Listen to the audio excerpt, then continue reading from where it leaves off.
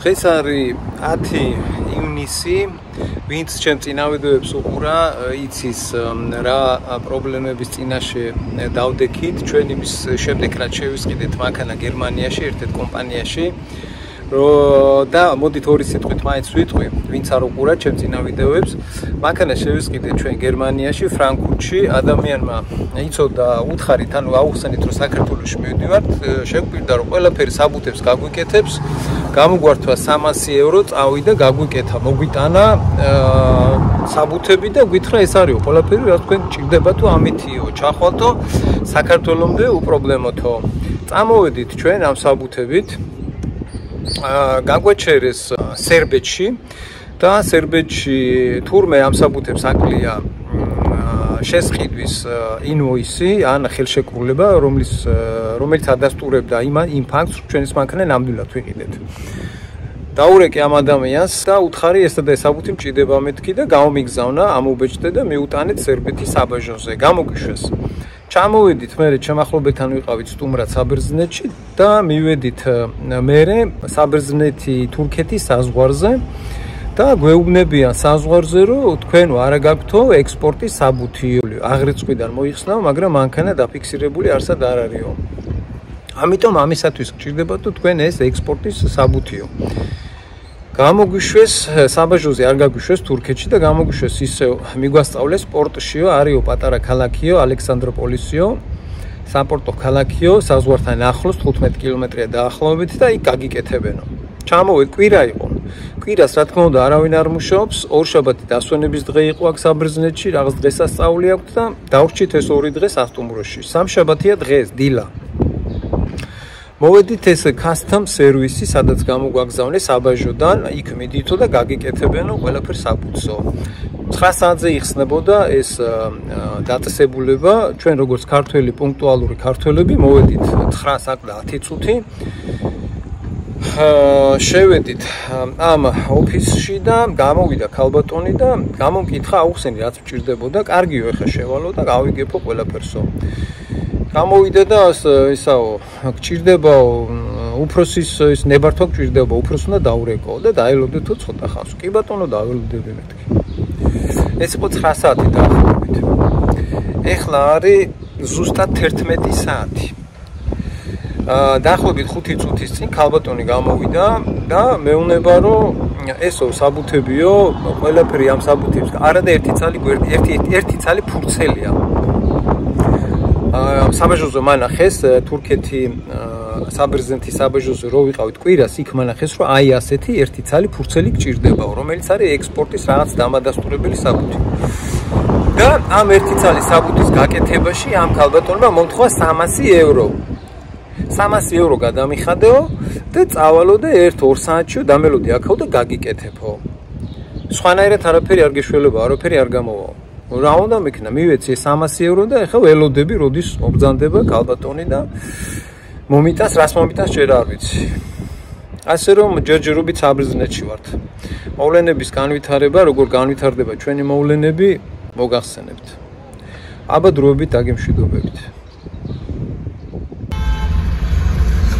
ესე იგი, ეხლა თურქეთის საზღვარს მივახლოვდით და ერთი ადამიანი 2 საათია ვდგევარ ჩვენ რიგში და ერთი შემოძრა ეს Volkswagen-ი წირო ჩანს გამოდის და თურქები გადმოხვდნენ, გინდა თუ არა წანდიო და ჩადექიო რიგშიო და წამოვიდა სხვა რა გზა ქონდა. სერიოზულად ეჭხუბება რა. და მანქანებიც უკნიდან სიგნალებით ანიშნებენ ამ ადამიანს რომ წავიდეს და თავისი რიგი დაიკავოს.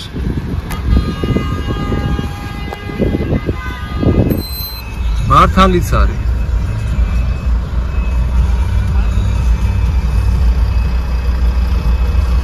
ხო და წადი ბიძია და დადექი ახლა შენ რიგში. ჩვენა გიჟები კი არა ვართ, რომ გავართ.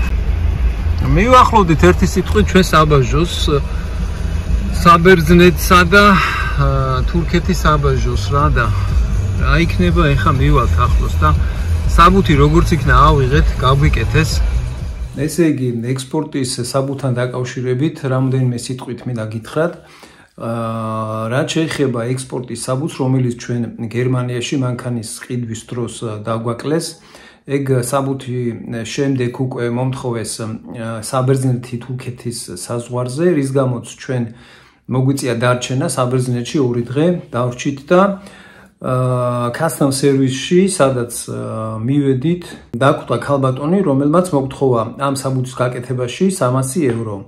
შემდეგ უკვე რომ მოგვიტანა ეს საბუთი, გამოვკითხე მეთქი 300 евро, ანუ რაში ვიხდი მეთქი, ხო, მაგის უფლება რო ვიცოდე კიო.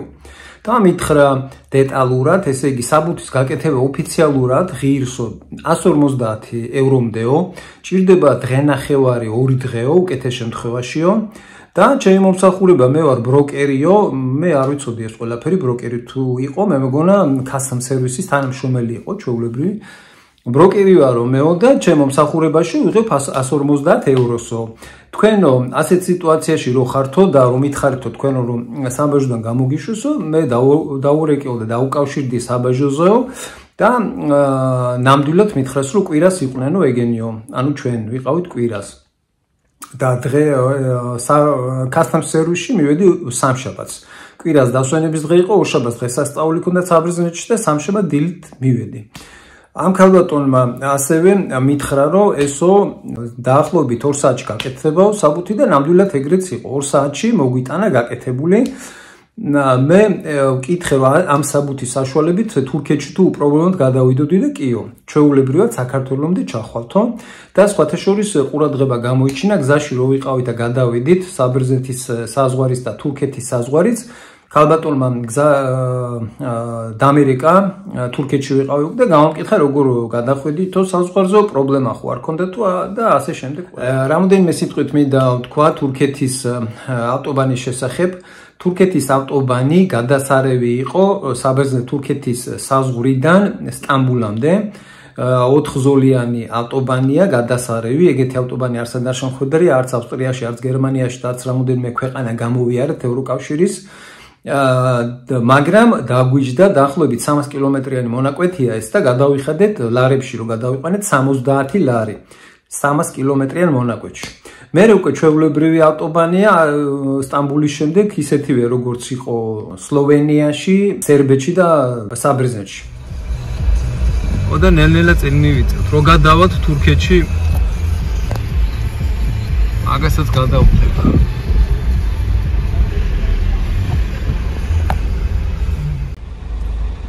საბერძნეთის საზღვარი გავიარეთ და მივადექით ახლა თურქეთის საზღვარს. იმედი აქაც უპრობლემოდ გავივლით.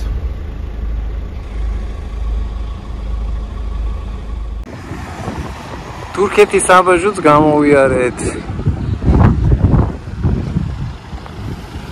თურქეთის საბაჟოზე საბურავები ნახეს, მანქანა რო ვიყიდეთ საბურავი მოყვა 4 ცალი და 4 ცალი არ უნდა გქონდეთ, უნდა გქონდეთ ერთი საბურავიო სათადარიგო და მეთქი ამ მანქანას არც ერთი სათადარიგო საბურავი არ მოყვება, მეთქი ქარხნულად ეს 4-ვე არის თავისი სათადარიგო ზამთრის და ზაფხულის საბურავი. კარგიო, მაშინო თურქეთში რო შემოდიხარო ტრანზიტის უნდა გადაიხადო 150 евро. მეუთხარი მან დოკუმენტებში რაც არის, ყველაფერი დოკუმენტი მზად არის მეთქი და ტრანზიტიც გადახდილია, ანუ მაშინ საბერძნეთში რაც მოგცეს და რაშიც გადავიხადე 300 евро. ეგ არის ტრანზიტის ექსპორტის საბუთი, ანუ ტრანზიტულად შემიძლია გავიარო არა ევროკავშირის წევრი ქვეყანა, ანუ თურქეთი. მაგაში ეგეც გადავიხადე მეთქი, ნახეთ მეთქი ყველაფერი. მე შევიდნენ კომპიუტერში რაღაცებში ამოწმეს და ხო კარგიო და გამომიშვეს. ანუ თუ არ ცოტა მაგრა დაუდექი, ცდილობენ რომ რაღაცნაირად ფული წაგართვან რა, ან ერთ რამეში, ან მეორე რამეში და ასეა თურქეთი. ყოველ შემთხვევაში გამოვიარეთ ღმერთის წყალობით თურქეთის საზღვარი და მივდივართ ახლა საქართველოსკენ. მალე შევხვდებით საქართველოს ბუნებაში, ტყეებში, სოფლებში და ასე შემდეგ. აბა კარგად. სულა რა თურქეთი ევროკავშირში, მაგრამ კი არის გაფრიებული გაწერიელები. დამგიგეთ. ჯერჯერობით და მე რა იქნება ვნახოთ. ეს მარმარილოს ზღვა.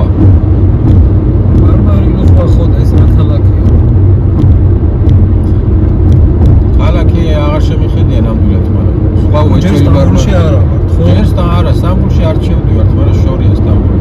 სადაც სიმბოლიზურად თურქეთი ბევრად ჯობია საბერძნეთს. საბერძნეთს ბევრად ჯობია. თურქეთი მარტო საბერძნეთს კი არ ჯობია. ბევრ ქვეყანას ჯობია მეგობრებო. ხორა ჩვენ რაც გამოვიარეთ თურქეთს ლამაზი ქვეყანა არც ერთი არ გამოგვულია გარდა გერმანიის და ავსტრიის. ხო რა. გერმანია, ავსტრია და თურქეთი. დანარჩენები რა ვიცი, სულ არ ეთქობა რომ ევროპაში და რაღაც ასწავლო. რა ვიცი. მიუხედავად იმისა, რომ თურქეთი სულ არ არის ევროკავშირის წევრი, მაგრამ თავისთვის არის და სუფთად არის და ლამაზად. ყველაზე იაფი საწვავი ღირს, რაც ჩვენ გამოვიარეთ თურქეთში. ევრო და 10 ცენტი.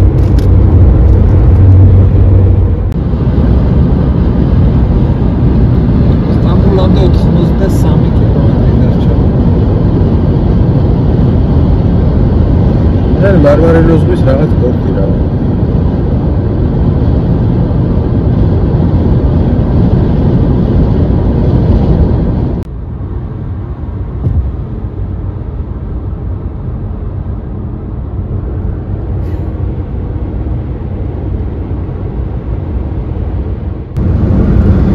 რამდენი გვირაბები და ავტობანები გადავიღეთ. ესეც საქართველოს ავტობანი და გვირაბი. მაინც და მაინც არ ჩამოვარდება ევროპაში.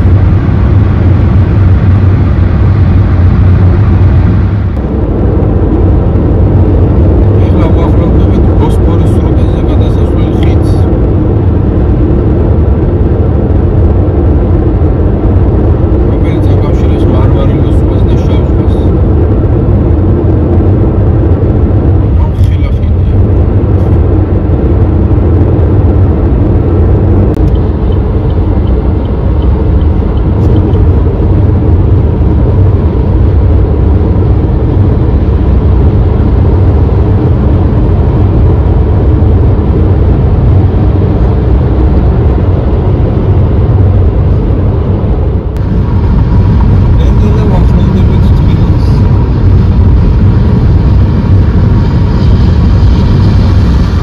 ეხლა ვართ საქართველოში ღმერთის წყალობით ჩამოვედით და რამდენიმე სიტყვით მინდა უღრმესი მადლობა გადაუხადო ყველა იმ ჩემ მაყურებელს, გამომწერს, ვინც მწერს კომენტარს, ვინც მილაიქებს ჩემ ვიდეოს და მხარში მიდგათ. ეს ჩემთვის ძალიან მნიშვნელოვანია, დიდი მადლობა ყველას.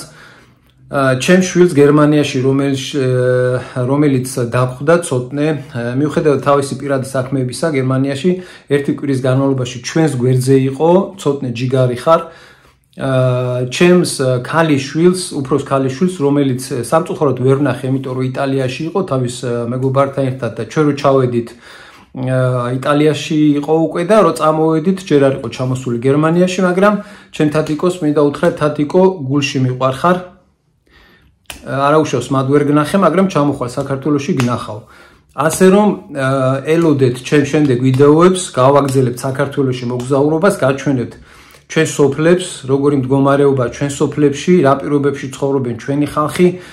სწორედ მაგიტო წავედით მე და ჩემი გუნდი ევროპაში, რომ გვენახა ევროპული სოფლები, რაც გადავიღე და გაჩვენეთ გერმანიაში და ავსტრიაში არაჩვეულებრივ პირობებში ცხოვრობს ხალხი და იმედი მაქვს საქართველოს მიაღწევს ეგეთ პირობებს. იმედი მაქვს ყოველ შემთხვევაში. ასე რომ გვიყურეთ, დიდი მადლობა ყველას, კარგად იყავით, მალე შევხვდებით.